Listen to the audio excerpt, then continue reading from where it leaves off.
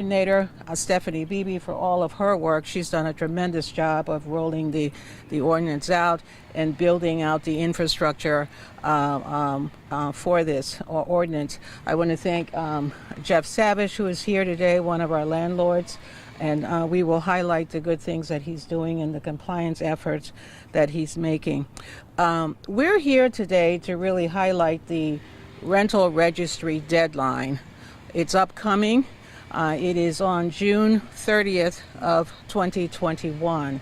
All rentals in the city have to be registered by June 30th of 2021.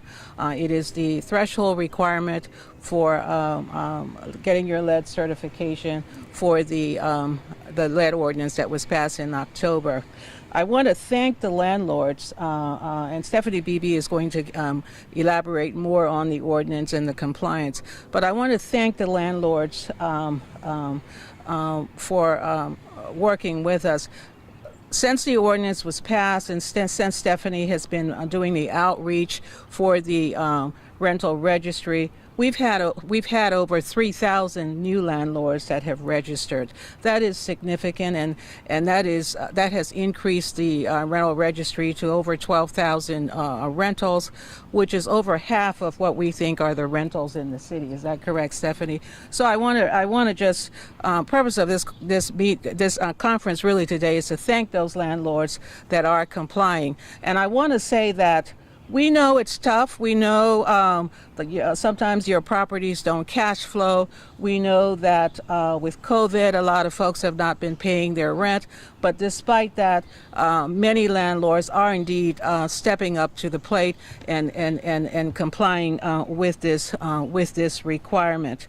I just want to, Stephanie has prepared some statistics which we will share with you all today on the impact of lead poisoning on children. We estimate that almost 80% of our housing stock was built prior to 1978 and is susceptible to lead poisoning, and especially in some of the census tracts that are in our inner city. And this is the reasoning behind this ordinance. There are lots of statistics in the body of literature on lead poisoning, on what it does to children and the impact that it has on their life and their earning and their just their potential as adults. But I always like to share one statistics which I think brings it home. Imagine a teaspoon of sugar, and imagine a granule of sugar in that teaspoon. Imagine how small that is. Exposure to just a granule of sugar on a daily basis for a child under 6 can ruin that child's life for the rest of their life. It causes cognitive disabilities, mental disabilities, learning disabilities, and a whole litany of health problems. So when you're thinking about lead poisoning and you're thinking about our push for remediating lead in our old housing stock here in Toledo, imagine how small the particle is of a granule of sugar. That's all it takes.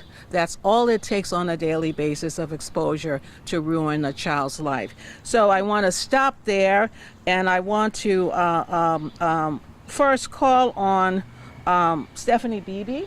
Stephanie, if you could highlight just major points of the lead ordinance, what we're doing. We're not going to read all of the statistics, and then after that I really would like to bring on Jeff Savage, who is one of our landlords that is really taking advantage of some of our resources to bring his properties into compliance. So Stephanie?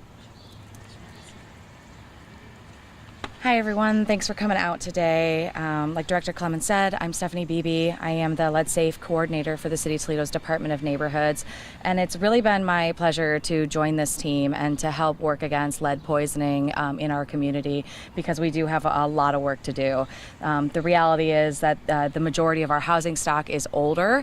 I think any homeowner knows this, that there's always something to do to fix around your house, and because of that, that increases our risk level for lead poisoning tremendously.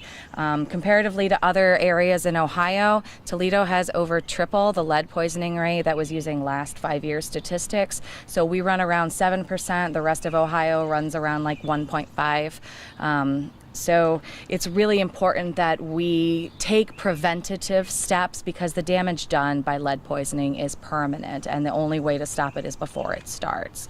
So again, we want to highlight the rental registry as the first step to becoming lead safe. It's free, it's quick and easy. The auditor, Ms. Lopez, has done a great job, her and her office, to get things up online and to partner with us to make this successful. So their office has processed, since we started this only about 6-7 months ago, heavily pushing for this. Like Director Clemens says, 3,000 new rental registrations, so that's 3,000 pieces of paper that have crossed her desk. So I just want to thank her for her efforts too. After you get your rental registry, which, like I said, it takes only a few minutes, you can do it online or on paper. The next step is to get your property inspected by a local lead inspector. And that includes an exterior visual assessment. So they'll look for peeling paint on the outside, any kind of chipping or things like that. They're also going to look for bare soil around the drip line. You can see we've got some nice bushes, so we don't have that here. And then they're also going to take dust wipes of certain areas on the inside. Once that passes inspections, you just file that with the Lucas County Health Department and you get your certificate. So that is going to start phasing in over the next 5 years. The first deadline for that starts next year. So if you're in that first phase in, then you want to make sure you get that taken care of sooner rather than later. And to help landlords, because we do know that rental owners are facing their own struggles, we do have several grants available. And I know Jeff is going to talk a little bit about his participation in one of our major grants, but we do have a lead abatement grant where the city actually performs and contracts for the lead abatement work. And we also have something called an early bird match grant. And that's to help you with all your compliance costs, up to 50% or $5,000 per unit. The match grant will assist you with becoming compliant. So whether that is just your inspection work and you're paying a local inspector, or if you need a full new paint job on the exterior of your home, we will help you take care of that. So information on that and exactly what you need to do is available on our website here, ToledoLeadSafe.com. You can scan this lovely QR code and go right there with your phone, but I would encourage you to go there. There's a whole section dedicated for owners and what they can do. And without further ado, I'd love to introduce Jeff, and he can talk a little bit about what he's doing. Thank you. Good morning. My name is Jeff Savage. I own Toledo Transformation. We're the largest owner of single-family rental homes in Toledo, so everything going on here really pertains to my inventory big time. We've got approaching 500 single-family homes. One of them is behind me here. You'll see that it's in good shape. There's no lead issues at all here. I've loved working with the City of Toledo people since Roz has come in. She's done a lot of great things in that department, and you know, she's got just great leadership. And the first thing we need to do is identify our inventory. We got to know who owns what. This town is full of out-of-town investors who buy inventory very cheap. You can imagine a person from California looking at our inventory. Wow, I can pick up a house for $10,000. Okay, they don't know where it is, what it is. They buy it and they stick a family inside of it. Okay, so a lot of these homes that look terrible from the outside, they're just as bad inside, and it really is a bad thing for our city. So getting control of who owns what is the first thing we need to do. That's what the registration is all about. We are 100% registered. It only takes about a minute per property, so way simple. So that's the base. Now we know who owns what, and now we can start getting these homes. Look at this neighborhood here. We want every neighborhood to look kind of like this. Everybody takes care of their yards, takes care of their homes. There's no peeling, chipping paint. That's what eventually we need to get to, but it's always starting with the bedrock. The bedrock's finding out what our inventory really is all about. So anyway, then the next thing we've got coming obviously is a lead ordinance, and I've been a critic of part of it, but again, we are going to be in total compliance. Right now we've got about 213 of our homes that are in the ordinance, that are I guess qualified for the ordinance, that are approved. We've got another 250 or so to go. So we got a lot of work in front of us. We've hired a couple people. But our goal as a company by the end of next year is, or end of this year, is to be 100% compliant with the lead ordinance. Okay, and then I think after that, once we know who owns what, I think code compliance or code enforcement, let's get in these neighborhoods and let's stay in these neighborhoods and just work on people. And I hate to say it, you're going to have to find people to get compliant. But I tell you what, you start hitting people in the pocketbook with violations. I know nobody wants to do that, but I always tell the politicians, don't worry about, these people do not vote. If their grass is 2 foot tall, neither the landlord nor that tenant votes, so don't care about it. Just go ahead and get them into compliance or get them out of town. So we need to clean up our town. My company's called Toledo Transformation for a reason. We make money at this, but we really love going into the neighborhoods, buying houses, buying tough houses. We buy homes that are free, $2,000, $4,000, but we'll put $40,000, $50,000 into them, and they're gonna look good. They all look like this. I don't care if they're in East Toledo, North Toledo, West Toledo, South Toledo. All of our stuff looks good, okay? And there's no reason, you gotta be capitalized to be in this business. A lot of people wanna get in this business and not spend money and put a poor family in there, and it's god awful, and there's safety violations, and we just can't put our children, the lead paint is something, but just we buy houses and safety switches are bypassed on furnaces, and I mean there's so many bad things going on inside these houses. Lead is a big thing, but there's a lot of other things. So the healthy home thing is what I'll always beat my drum. I think we should have a list of things that we should be getting compliant on, and lead for sure is one of them. Maybe this is the start of us cleaning things up. Back to city resources, I've worked, again, the people are great. The Toledo Lead Grant is I think a $5 million new grant that just came to town. Of course, we're going to take advantage of that where we can, and we have a lot of our homes registered in that grant program, and they do fantastic work. I mean, a lot of it's participation with us, because they can spend a certain amount per house, and after that it's up to the landlord to pay for it, and I'm way good with it. I'm way good having the city spend, I think it's $14,000 a house, and then we'll spend the balance. We're doing a big one now on Genesee Street in East Toledo. City's spending 14, I think I'm spending 10, okay? But big deal, I'm getting $14,000 worth of work. I'm way happy to spend 10, okay? A little bit of a process, but great people to work with. The resources are here. Again, Roz has done an awesome job putting together this department. The door's always open. They're open to suggestions. They have an advisory group now that homeowners are part of, and they listen to you. They listen to ideas, and I'm just excited about the future of Toledo neighborhoods. And I think 5 years from now, we're going to turn around and look at these neighborhoods, and they're going to look way different than what they look like today. Thank you, Jeff. So we'll take some questions now, Stephanie and I, if there are any from the press. Do you know, how are you guys doing in terms of having the capacity of these inspectors and then, the contractors needed to do this work? I know on your website there's a resource for, if you want to start a business, become one of these inspectors or contractors. Are there enough right now to handle this? Well, that is a challenge, and part of the rollout of the infrastructure of this lead initiative is building that lead workforce.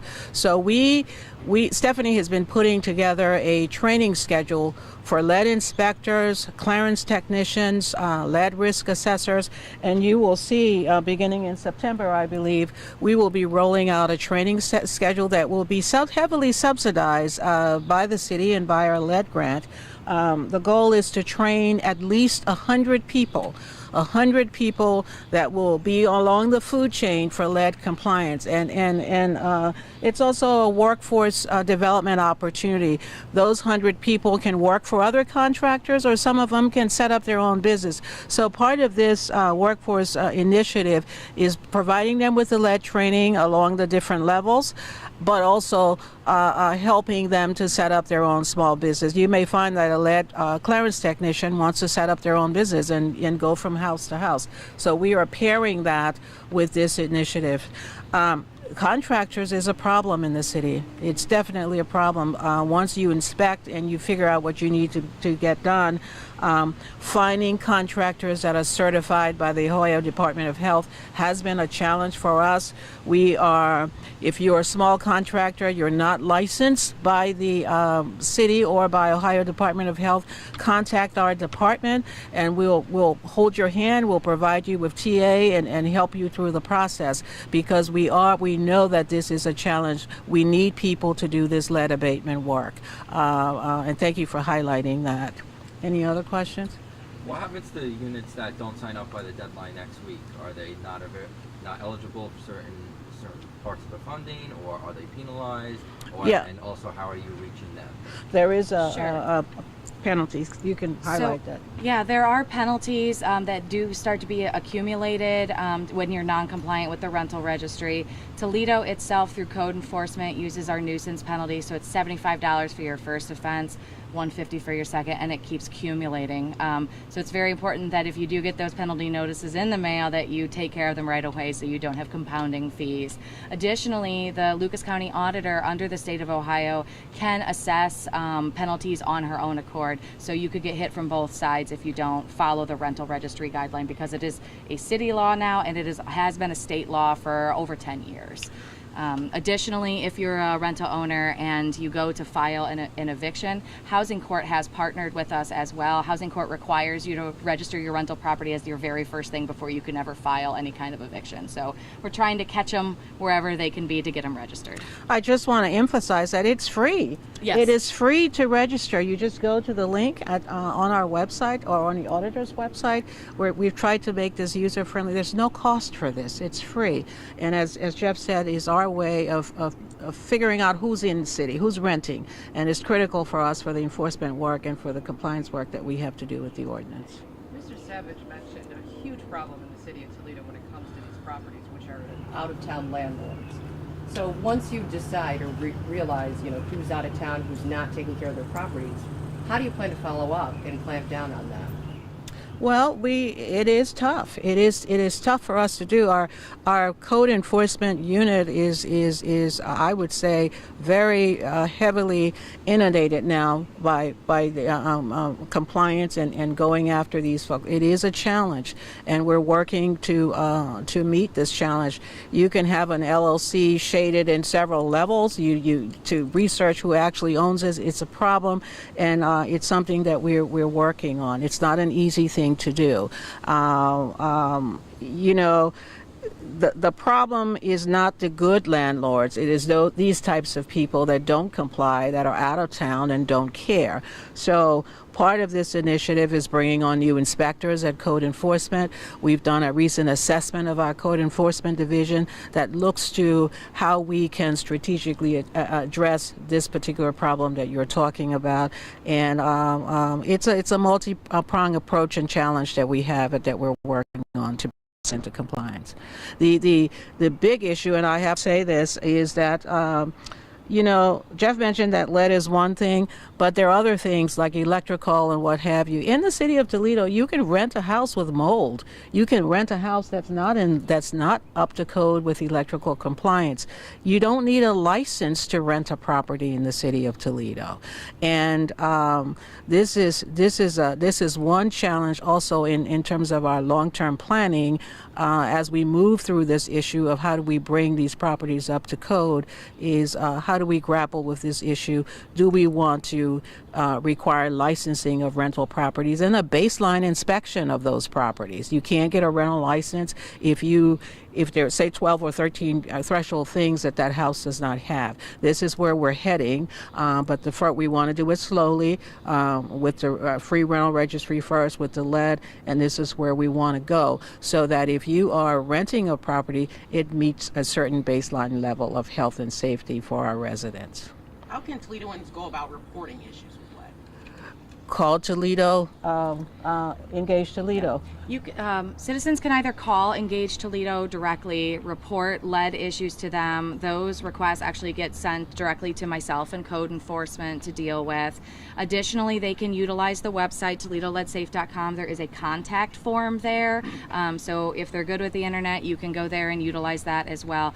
We will have, once compliance phases in, so as of right now, lead compliance doesn't start till next year. Keep that in mind.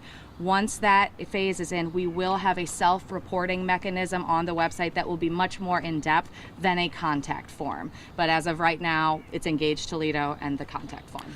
And I also want to say the compliance schedule. Not every property has to comply at the same time. Every property has to be registered by June 30th, but you have time to comply, and the timeline that you have to comply is based on documented risk level in the census tract where your properties are located. There we have a map, and I think for those of you that want to add to this in your stories, we have a map that shows the hot spots in the city, the warm spots and the cold spots, and those depending on the severity of the lead risk where your property is, you will have less time to get into compliance, and those properties that are in those census tracts that are cold or have less risks will have a longer time to comply. And Stephanie, we have that map on the website that you can see which and the first compliance date is 2022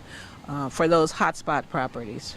What's your turnaround time for when the landlord turns in the paperwork for the lead program? What's your turnaround time to get to the house and help them take care of it? Jerry, you're here. Jerry, our lead grant manager, is here. Can you just provide the typical turnaround time for application to compliance and doing the work doing the work? Typically, I'll say when we're not inundated, turnaround time we get a unit enrolled, we get out to do the assessment, we get the work specs written up. It usually takes about maybe 3 months to get to that point on the contract. However, the delays that are coming up right now are, as was mentioned earlier, there is the pool of available lead contractors does provide a state. So in our lead grant program, we can only use contractors who are licensed by the state and have a pool of licensed lead workers. So we have many that are already vetted for our program. The challenge comes up is when we've got 125 eligible units and 6 contractors.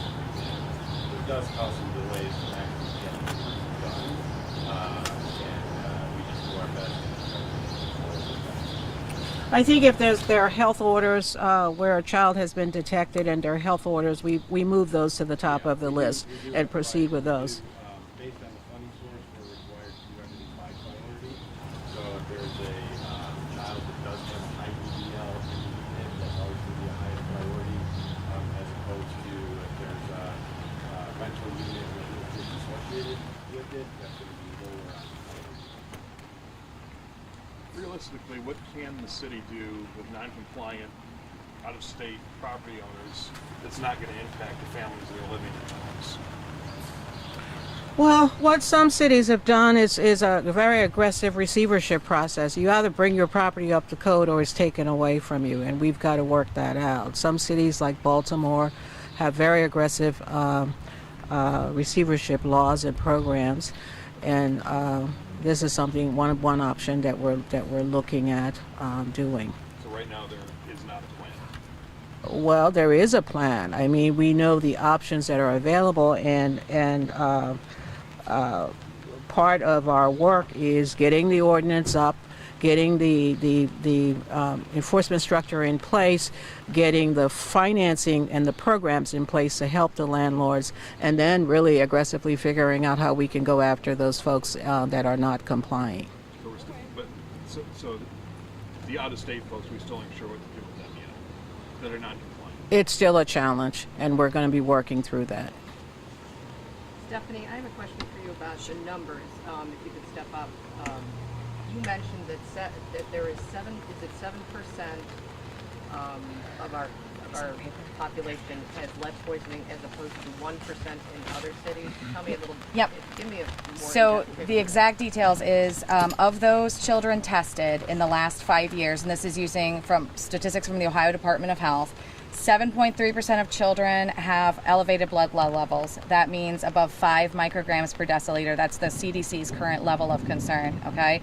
Comparatively to other areas in Ohio, they're at 1.8%. So, and that's over the same 5-year period. So if you compare us to the rest of the state, we are not doing well. Cleveland, Cuyahoga County is in about the same boat with us, but they're the only other ones that are comparable.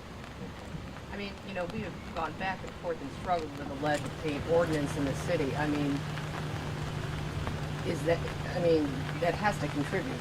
the fact that we've been unable to really nail down something until just now. I mean, I believe so, and the data shows that there's not been a significant drop in the percentage of children from tested to elevated over the last 5 years. So yes, the further we delay, the more this will continue. So we need to do something that's preventative as soon as possible. And this ordinance, now that we have this 5-year phase in, this is our best bet to get the highest risk census tracts into compliance as fast as possible. All right, thanks everyone. Thank you. All right. Yeah. Did you bring an umbrella? No, I Didn't. I handed it to you. Did you hand it to me? I did.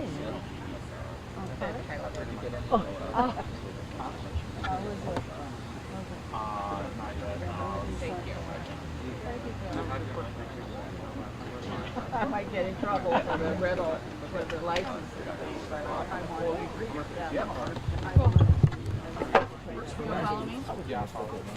It was getting rained on. Oh, thank you. Sorry? Yeah, it's part of our. If you're sticking around, I thought they were all leaving. Anything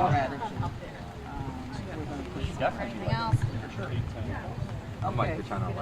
Hi. Do you have a quick second? Yeah, sure. Do you need anything? No, I'm fine. Thanks a lot.